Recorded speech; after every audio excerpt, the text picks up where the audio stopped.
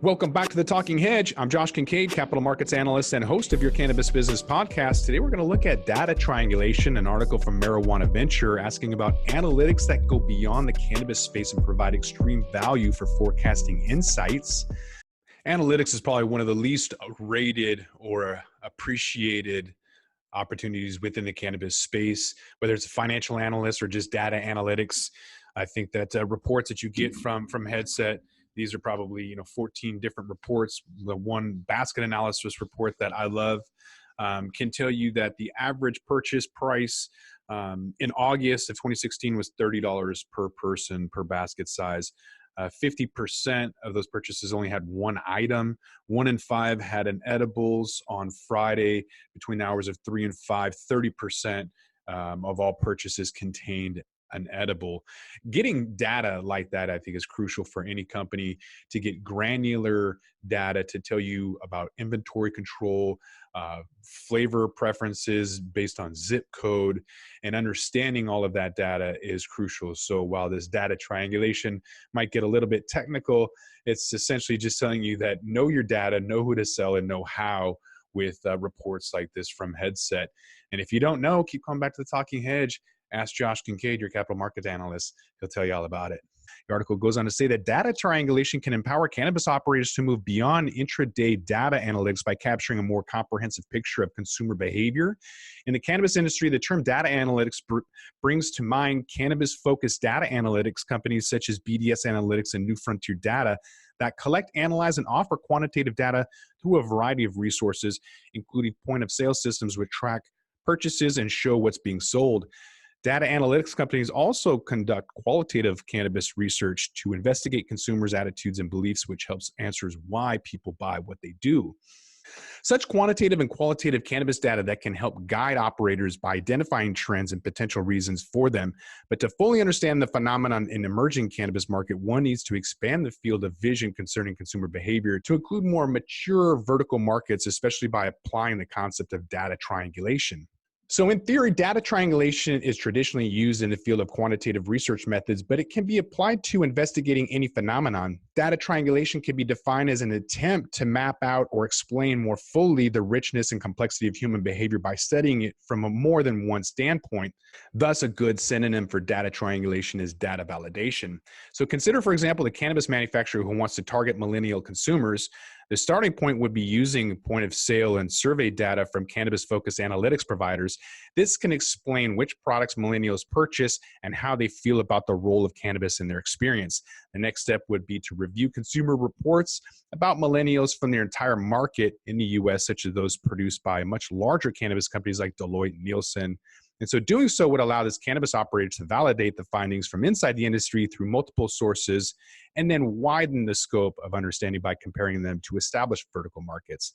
The advantage is that not only will this explain a phenomenon surrounding millennials now, but can provide insight into how to best meet those needs for the millennials in the future. So in practice, in suggesting that the cannabis operator invests in pursuing more comprehensive data analysis, it's important to illustrate the value of data triangulation.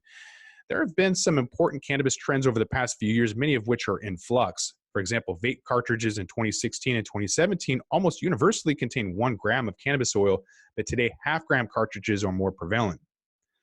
Flower remains the top-selling product category, followed by vapes, pre-rolls, gummies at the next 3 highest-selling products, according to BDS Analytics. And 58% of the average cannabis consumer base usually uses cannabis weekly, while more than 90% of frequent consumers use cannabis at least weekly, according to New Frontier Data. Consumer data from outside the cannabis industry can further illuminate these findings. For instance, in a comprehensive consumer report consisting of more than 200 billion credit card transactions, 450 million unique points of location data, and a qualitative survey of 4,000 people, Deloitte states that the top 2 drivers of consumer purchases are price points and convenience, regardless of age, race, ethnicity, or income level.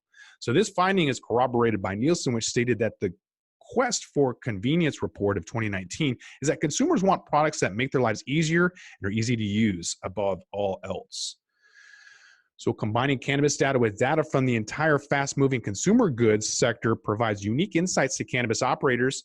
First, the rising popularity of vape cartridges and the lower dose options of today's vapes connect directly with lower price points and convenience. the latter of which can be compared to using refillable vape pens or dab rigs. Similarly, pre-roll require minimal effort experience on the part of the consumer and have an extremely low price point per unit. Second, lower price points and ease of use products are also connected by means of practicality, with the majority of both average and frequent consumers using cannabis at least once a week.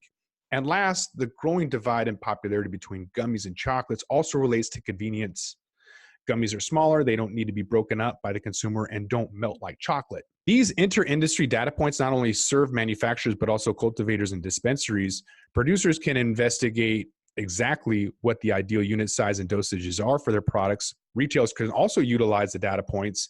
Software applications, for example, can place and track orders, and where legal, to receive products via home delivery would improve convenience for the customer and dictate which product dispensaries should stock on their shelves. And for all three segments, the supply chain interdispensary data analysis via data triangulation helps them operate competitively over time. And the way forward, operators looking to fundamentally understand and subsequently leverage cannabis trends are fortunate to have access to both cannabis data, and they become most empowered by using this data triangulation to cross-reference and validate consumer findings.